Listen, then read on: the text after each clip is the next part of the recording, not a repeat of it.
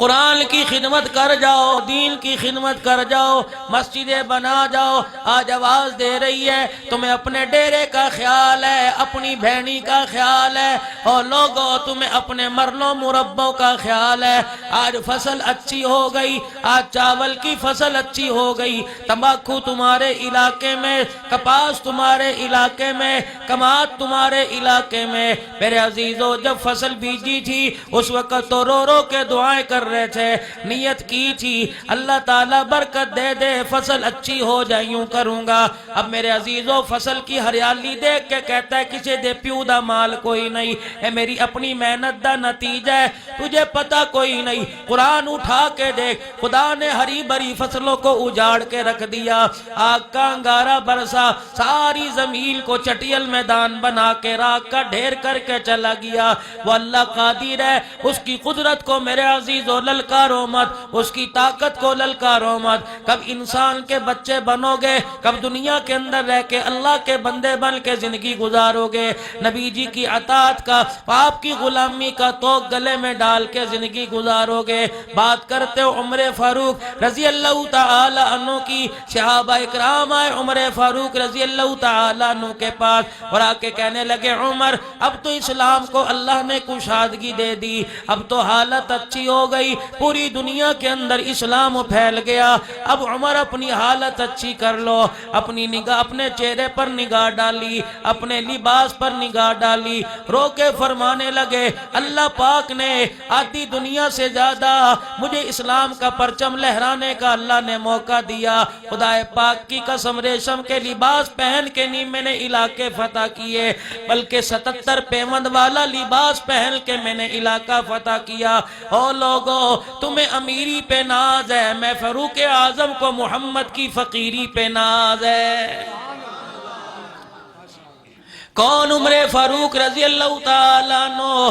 میرے عزیزو، ایک وقت ایسا آیا قرآن کی تلاوت کر رہے ہیں، قرآن کی تلاوت کر رہے ہیں، فجر کی نماز ہے۔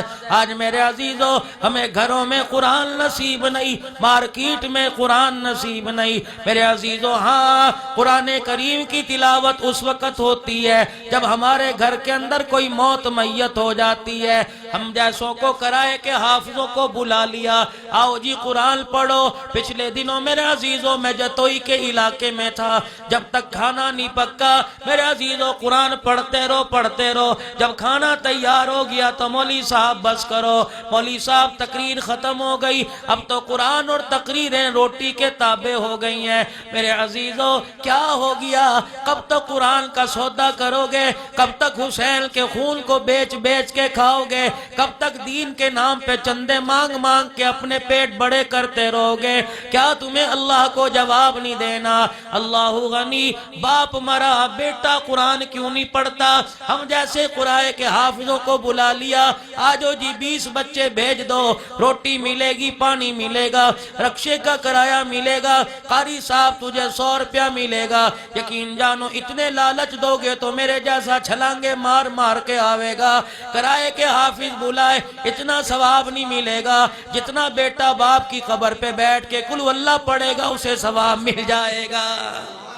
آج میرے عزیزو ہمارے سے کہتے ہیں دعا کرو اولاد نافرمان ہو گئی، دعا کرو اولاد نافرمان ہو گئی۔ ہم کہتے ہیں دعا اپنی جگہ ٹھیک ہے، جب بھی دعا کریں گے تمہارے لیے کریں گے، لیکن بابو اپنے گھر کے اندر سے وہ سوراخ بند کر دے جس سوراخ سے تیرے گھر کے اندر حرام کی کمائی آ رہی ہے۔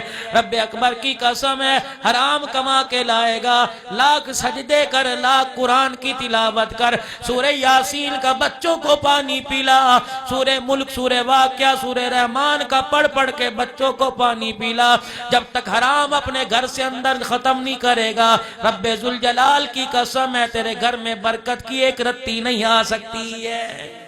يا من عصيت الله يوما غافلا فنسيت أن الله قد أعطاك نعم عليك كثير